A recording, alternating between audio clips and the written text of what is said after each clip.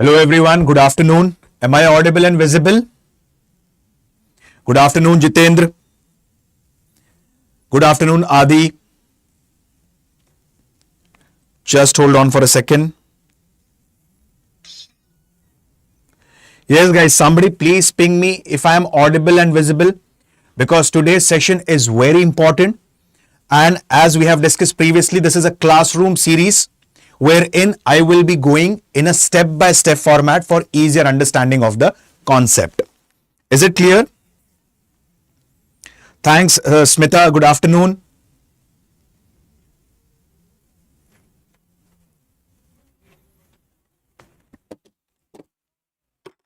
Just a second, guys. Just hold on.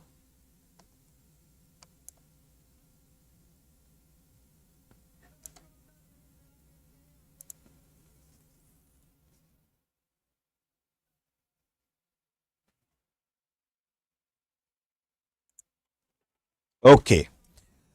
So, yesterday we had seen about Portuguese. Okay.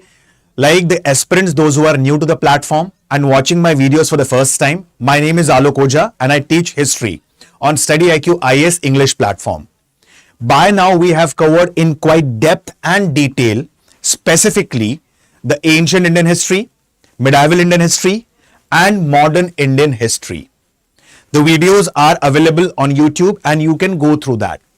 Now, this is a glimpse of what I go in the paid classes. Okay.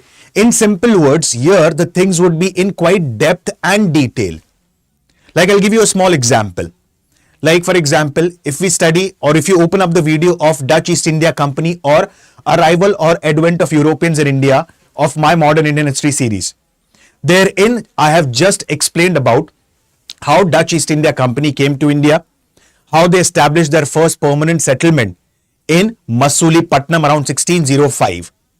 But here I'm going to explain you things in quite depth and detail.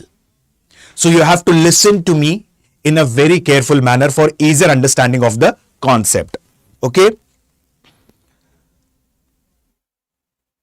Again, things I would be explaining in quite depth and detail. Yes, good afternoon, Nayonika.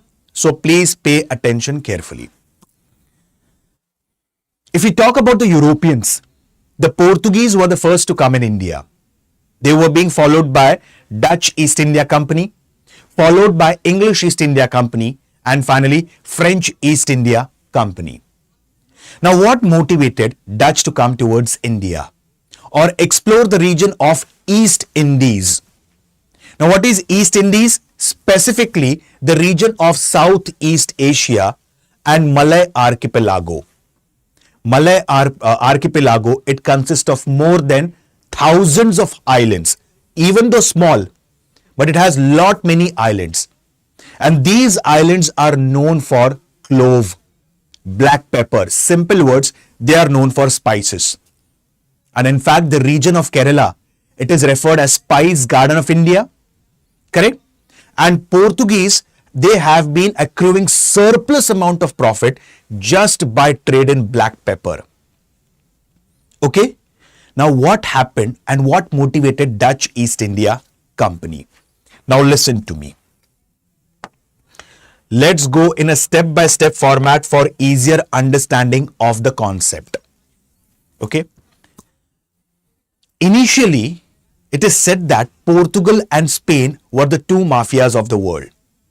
And when both the mafias are trading in the same object, what will happen? Obviously, the profit margin will decline. So finally, there was a treaty that was being signed, which is called as Treaty of Tordesillas. And as per this treaty, Atlantic Ocean acted as a boundary line between the colonial territories of Portugal and Spain. Now, Netherlands, it was initially a colony of Spain. And finally, it got independent. Now, Netherlands, it had a plan to colonize India. Why they had a plan to colonize India? There was a reason behind this. They knew one thing, that Portuguese are accruing surplus amount of profit just by trade in spices with India. And initially this trade was being dominant by the Arabs. But the policy that was being followed by Francisco de Almeida, that is referred as Blue Water Policy. In that case, what happened? Just a second, my friends. Hold on. Yes. In that case, what happened? They established a monopoly over the trade in Indian Ocean. Now, what happened? Dutch wanted to explore the region of Indies. And in that case, how will they explore the region of Indies? Because they do not have nautical maps. But my friends, they had nautical maps. How? There was a person whose name was Huygen van. He was a Dutch merchant and he has come during the time of Portuguese in India and he has stayed in the region of Goa for 6 years. Many of them believe that he has taken certain nautical maps from the Portuguese. Like Portuguese, whichever places they explored, they created nautical maps for these places. Okay? So it would become quite easier for the further explorers. At this particular point of time, Huygen van, he stole all the maps from the Portuguese and he sold it to the Dutch government. Clear? Now, this motivated the creation of Dutch East India Company. Now, moving further. Around 1596, 1597, approximately 4 ships having 283 crew members was led by a person whose name was Cornelis de Houtman. I understand the names are a bit difficult to remember, but just pay attention carefully. You'll start understanding things. Okay? Around 1596, 97, there was a person whose name was Cornelis de Houtman. I'll write his name. Just remember Houtman. He, along with armada of 4 ships or fleet of 4 ships and 280 plus crew members, started exploring the region of East Indies. As I've told you, East Indies is majorly the part of Southeast Asia. Approximately only 87 returned back and many of them perished. They died. But at least Houtman, he explored the region of East Indies. And he proved that, yes, we can go into the region of Malay Archipelago. Malay Archipelago, it includes countries like Philippines, Brunei, okay, then Malaysia. All these countries are specifically known for spices, specifically clove and black pepper. Okay, so this person, Houtman, he explored the region of East Indies. Now he came back. So, specifically, let's understand. Now, these people, Dutch East India Company, they were not only facing competition from Portuguese, but there was internal competition as well. Correct? Like, for example, I'll give you a very small example. Okay, like specifically, take an example of what we say transportation system in India. Like there is majorly 4 players, InDrive, Ola, Uber, and specifically Rapido. Okay, so specifically these transportation system in India is not only facing competition with the transportation system across the world, but there is also internal competition between all of them. Okay, so this is destroying their what we say profit margin. Similarly, I gave you an example for better understanding of the concept. Now, similarly, what happened?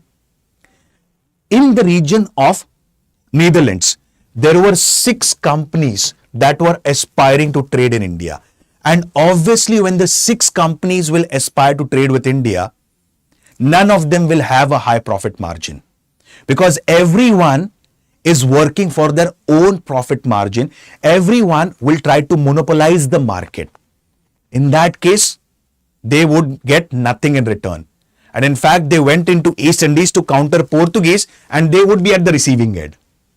So what happened? There was a lawyer whose name was Johan van. Johan van suggested one thing. Okay, that why don't all these 6 companies get clubbed together and form one single company?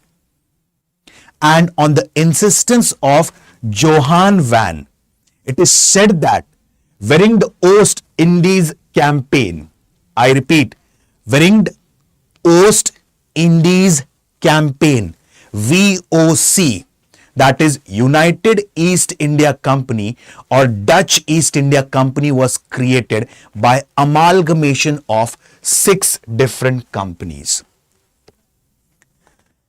Is it clear? Yes. Answer in the comment section. Do you want me to repeat the concept?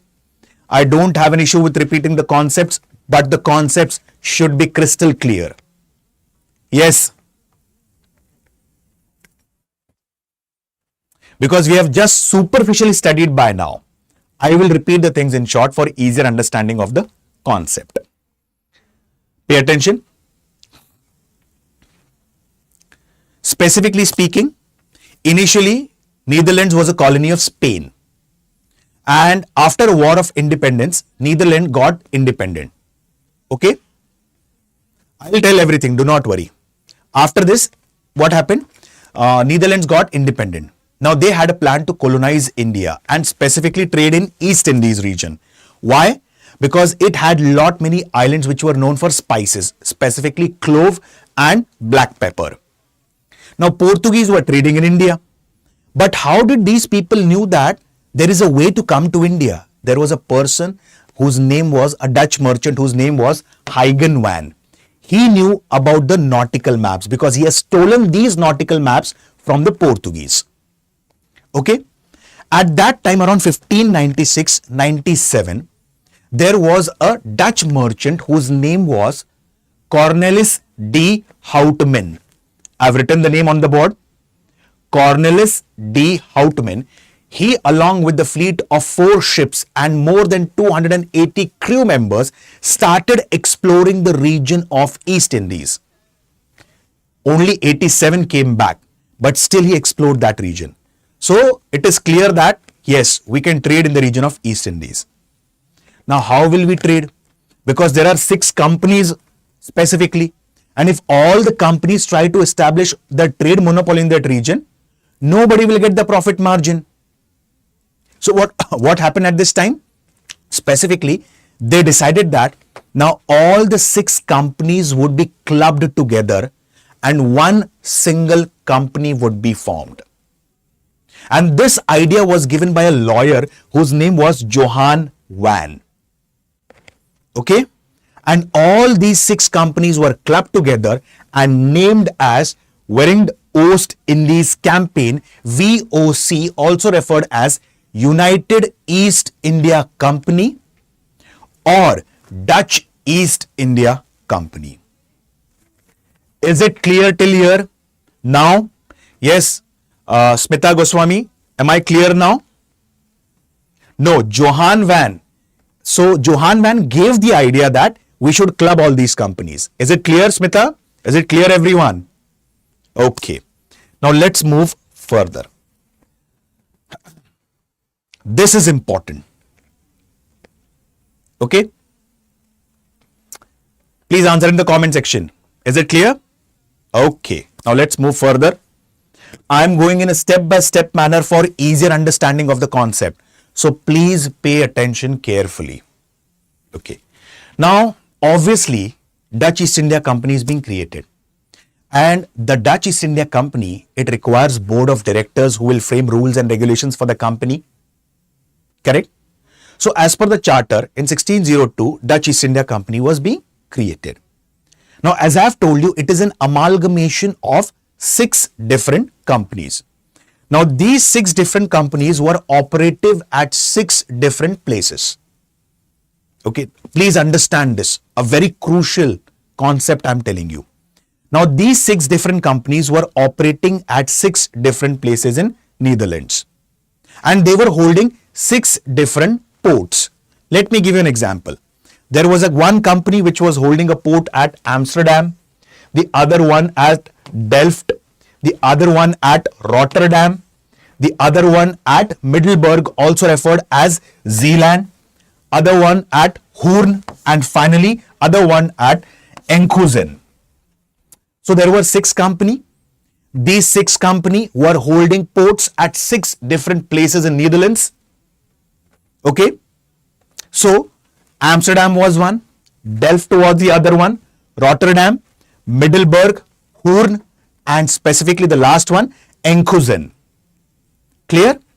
Now what will happen? All these 6 companies, they will send board of directors who are going to frame rules and regulations for the entire company.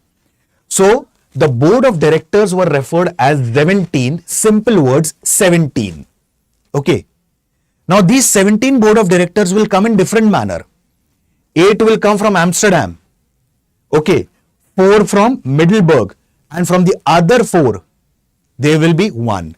So it comes down to 16, and 1 would be rotated among themselves. So totally there were 17 board of directors who are going to frame the rule and regulation for the entire company.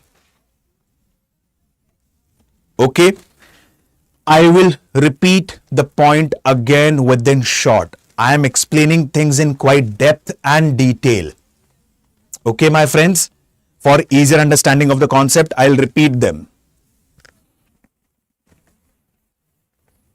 Dutch East India Company has been formed by amalgamation of 6 companies. Okay. Now these 6 companies are holding the ports at 6 different places in Netherlands. Amsterdam, Delft, Rotterdam, Zeeland or Middelburg, Hoorn and Enkhuizen. Now, obviously, all of them cannot frame rules and regulation. So what will happen? They will choose their representative. 8 representatives were chosen from Amsterdam, 4 from Middelburg and 1 each from the other ports. And all of them together formed 17, also referred as 17, and these are board of directors specifically, okay, who will frame the rules and regulation for Dutch East India Company. Okay. Dutch East India Company's first Governor General was Peter Booth. I repeat, Peter Booth was the first Governor General of Dutch East India Company. Okay. Now, the company was given the support of the Dutch government that you can go and explore the region of India and East Indies. And for that, you would be supported by the Dutch government for the next 21 years.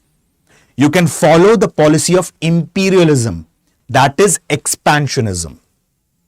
Okay. Now, company's charter totally had 46 articles. And Article 10 says that specifically, it was in 1682, initial public offerings. Simple words, there can be investors in the company. So Dutch East India Company, it is the first multinational company of the world. It is the first joint stock company of the world. It was the first company of the world to offer initial public offering, IPO, as per Article 10 of Dutch East India Company's charter. Approximately around 1602, August 1602, there were 1183, what specifically? Investors in the Dutch East India Company. Hope you understood the structure of Dutch East India Company now. And now I'll be speaking upon what? I'll be speaking upon the different aspects of imperialism and expansionism. Is it clear? Do you want me to explain again? Or it is clear? Yes, please.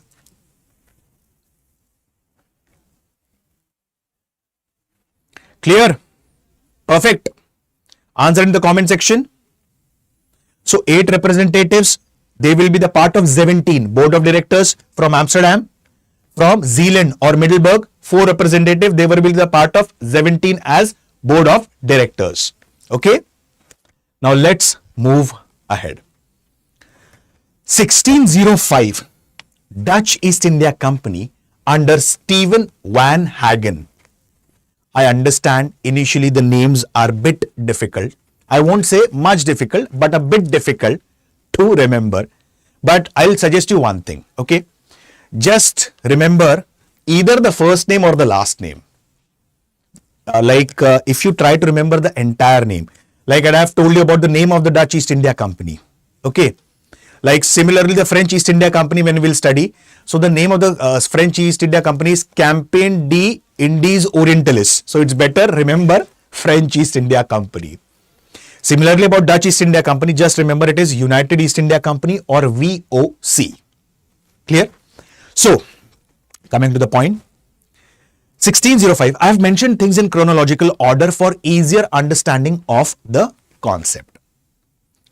1605, Stephen Van Hagen, he started exploring the region of Malay Archipelago. As I have told you, this region has thousands of islands, and these islands are known for different spices, precisely clove and black pepper.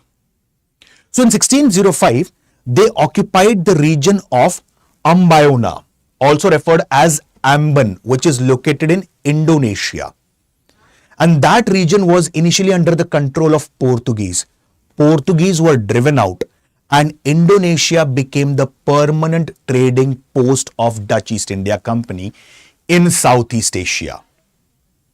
And now, the fort at Amboyana, that is specifically in Indonesia, was renamed as Castle Victoria. Okay, simple words. Later it was called as Jakarta. Okay, finally in 1942, during the World War II, Japan had acquired this region from Dutch East India Company. So this region was a permanent trading colony of Dutch East India Company in Southeast Asia. Clear? I'll move further. I'll repeat the point again before moving further. In 1605, okay, what happened? Stephen Van, he started exploring the region of East Indies, and he occupied the region of Ambayona, which was initially under whom? Portuguese. Okay, later on it was again reoccupied by English East India Company, but right now it was under Portuguese. Okay, in Indonesia. Now, after that it was renamed as Castle Victoria, that place, and later on it was called as Batavia or Jakarta. In 1942, during the Second World War, Dutch East India Company was ousted from the region of Indonesia by Japan. Now comes the policy of imperialism that Dutch East India Company followed. In India, for the first time, Dutch East India Company established their first factory at Masulipattnam in Andhra Pradesh, followed by Palikat, located on the borders of Tamil Nadu and Andhra. And in fact, they constructed a fort here, which is referred as Fort Geldria. With the passage of time, they started establishing forts across different places in India. Like Surat, here in the coming years, English East India Company would be here, establishing their first factory around 1613. Around 1664, French East India Company, they will establish their first factory at Surat. So can you imagine, Gujarat, Surat, three companies are here, Dutch East India Company, English East India Company, and in the coming years, French East India Company. Obviously, for the monopoly over the trade, there would be skirmishes and battles between them in the future. Okay, so 1616, what we say, Surat, Bimbilipatnam 1641, 1653, Chinsura in Bengal, Kasim Bazar in Bengal, and Balasore in Odisha around 1658, 1663, Cochin. And in Cochin, Portuguese were there. So this is how the trade war began. And actually speaking, like specifically, there was a person who was responsible for these expansionist policy. Like as I've told you, and we had discussed previously yesterday, that although there were many Portuguese governors who came to India, but the actual policy of imperialism and expansionism started from the time of Francisco de Almeida after his blue water policy. Correct? Similarly, specifically speaking, the proper policy of expansionism of Dutch East India Company started from the time of Jan Coen. Okay? Simple words, Jan Petersen Coen. From his time, the policy of expansionism started. So this is how Dutch East India Company established their permanent settlement in Indonesia, and in India they established their first factory at Masulipattnam.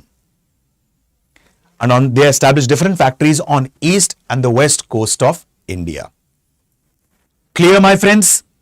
Yes, please. Hardly 5 to 10 minutes video is left. Is it clear? Okay. Now what happened?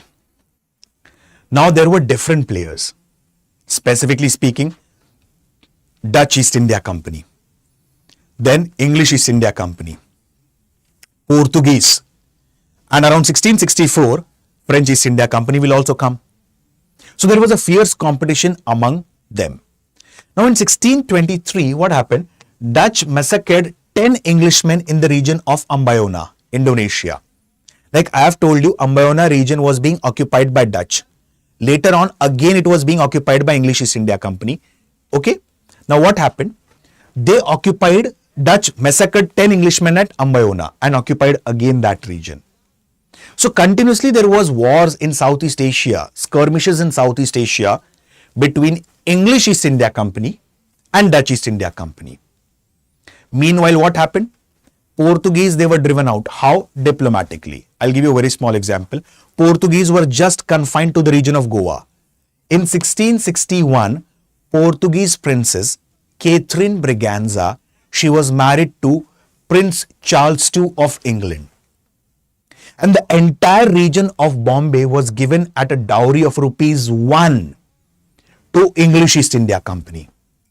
Just ₹1. Okay? So what happened? In India, English East India Company was there. Correct? Okay?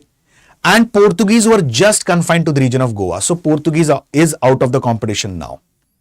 Finally, in 1667, there was a treaty, a truce between Dutch East India Company and English East India Company, which said that specifically English East India Company will not interfere with the Dutch East India Company's trade in Malay archipelago. On the other hand, Dutch East India Company will not interfere with English East India Company in India. But around 1740, situation got changed. And there was a battle which is referred as Battle of Colachel that was being fought. And this was because of the expansionist intentions of Dutch. Now, Dutch wanted to control the Malabar region. Why? As I've told you, for trade in spices. And it wanted to occupy this region. So what happened? At that time, the governor was Gustav van Imhoff. He was the governor of Ceylon, Sri Lanka. He called in Martanda Varma and asked him to surrender. And rather than surrendering, he asked him that allow me trading in this region. And I don't want any kind of interference from the army of Martanda Varma. To which the ruler, Martanda Varma ji, denied. Obviously, there would be battle between both of them. Now what happened? Dutch East India Company at that time, on the orders of this person, Gustav van Imhoff, they led a military action against Travancore, that is Martanda Varma. And he was being supported by local rulers such as ruler of Kayakulam, Kollam and so on. So he dispatched a military action under another admiral whose name was D. Lanoy. It is not necessary to remember his name. I'm just telling his name. His name was D. Lanoy. Okay. So initially they were successful in conquering the region of Kanyakumari and so on. But later on, the army of Martanda Varma was led by one of the able military commanders whose name was Ramayan Dalawa.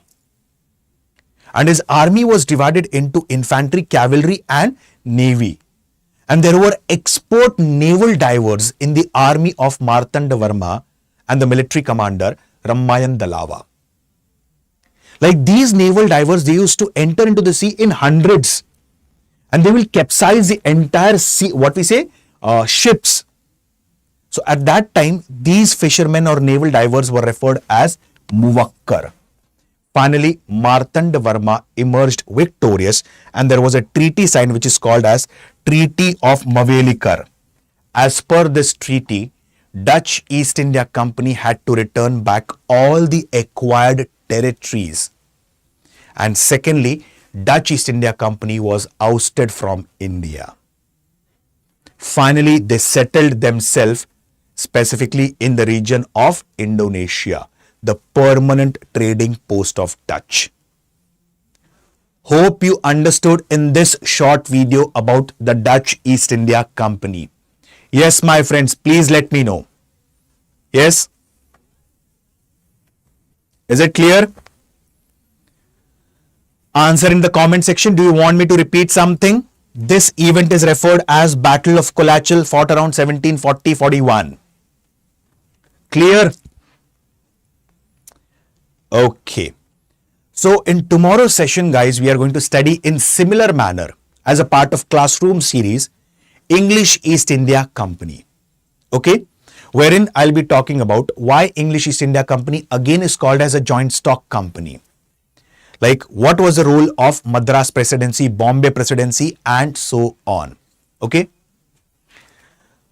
Adi, you have a question. We have already covered Modern Indian History series few months back. But why are we covering these series again? Adi, I'll suggest you one thing. Go through the previous videos. Okay. Like there was a part called as Advent of Europeans in India. There I have covered specifically Portuguese and Dutch. Okay. Observe like what has been taught there in Dutch and now what I am teaching here in Dutch. Things are in quite depth and detail, which will cater to the needs of the aspirants from overall perspective. Prelims or mains, both. Okay. And this in simple words. Okay. In simple words, specifically, like you have asked a question, what is the intention of behind the series? A simple intention behind the series is specifically understanding things in quite detail, because it is not just about UPSC prelims, it is also about the mains. Secondly, there are many exams conducted by UPSC which ask questions in quite depth and detail, such as CDS, CAPFAC, and so on. Hence, as a part of these series, I am teaching things in quite depth and detail. Is it clear, Adi? And this is nothing but specifically only 20-30% what I teach in the paid classes. Okay. Smita, I would suggest you, even if you're targeting for 2028, my personal suggestion is, yes, please do watch the previous videos of ancient, medieval and modern and also continue with this series. That would create your basics, and this part will be in quite depth and detail. Is it clear, Smita? Okay. Hope you understood this in short. Just observe the previous sessions and this sessions. Go through both the sessions. Okay. So guys, this was about the Dutch East India Company. Tomorrow I'll be coming up with the English East India Company. Okay. Adi, I would be taking one more class specifically on answer writing skills or how to develop the answer writing skills. Do not worry about that. Okay. Guys, last batch of 2026 and the sale would be ending on 20th of September 2025. Okay. So it is a mission success sale wherein heavy discounts are available on all the courses. Precisely speaking, there is a separate batch for English medium. Like many of the aspirants face problem. Like, should I go for Hindi, English or English? Because majority of the apps, they have English as the core. Here, there is a separate batch for English medium. Rather it be history, geography, polity, economy, internal security, or for that sake, any subject. Everything would be taught to the aspirants corely in English language. First thing. More than 1,000 plus live and recorded classes, proper focus on answer writing skills. And the most important aspect, if you visit the website of StudyIQ IAS, the courses are also available for 2027 and 2028. This is a last batch for 26. Okay. And specifically gold, the price is 7,499, platinum 1399 and diamond 16,999. So, to avail the benefits of these batches, you can use the code that is flashing on your screen. I repeat, the code is Alok Live. So, the sale is ending on 20th of September. This is the best opportunity where you can take the advantage of this sale. And the prices are quite affordable and pocket friendly in comparison to the hefty fees of the offline classes in Delhi. So, I repeat, the code is flashing on your screen and you can take the benefits of these batches by using the code. Okay guys, with this I'll stop my words. Tomorrow I'll be catching up with you with a new topic, that is English East India Company. Hope Dutch East India Company is clear. I would request every one of you watch the previous videos of Modern Indian History series that will create your basics. And this is nothing but more advanced stage. Okay? Thank you guys. I'll stop my words. Okay guys, bye-bye.